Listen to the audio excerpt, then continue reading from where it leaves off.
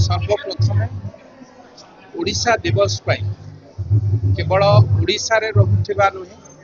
भारत वर्ष रे रहुथिबा नुहे समग्र पृथ्वी रे जेते ओडिया भाई भौणी रहुचंती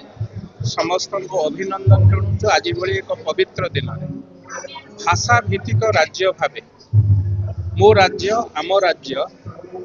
प्रथम राज्य जे कि भाषा भित्तिक राज्य भाव मान्यता पाई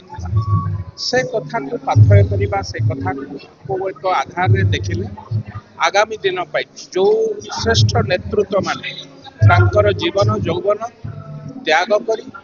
बलिदान दे ए जाति की ए माटी की ए राज्य को एक श्रेष्ठ राज्य रे परिणत करिवार स्वप्न देखिथिले। आज एक समय आसी से स्वप्न को संकल्पित करिवा 2025 मसीहा ओडिशा अस्मितार कथा कही एक सरकार आसी 2024 रे आसी पाखापाखि एक वर्ष हम आम समस्त गुरु दायित्व बढ़ी ओडिशा को विकसित करने आज संकल्प नबार समय आसी समस्त नेतृत्व मंडली समस्त भाई भौणी के अनुरोध करी आम समस्त गोटे अभियान हम गोटे लक्ष्य हम 2036 मसीहा भाषा भित्तिक राज्य भावे 100 वर्ष पूर्ति पालन करते ओडिशा सेतेबेले ओडिशा विकसित ओडिशा भारतर एक अग्रिम राज्य भाव परिगणित होते आम समस्त गोटे लक्ष्य को नहीं काम करिवार समय आसी आमे समस्ते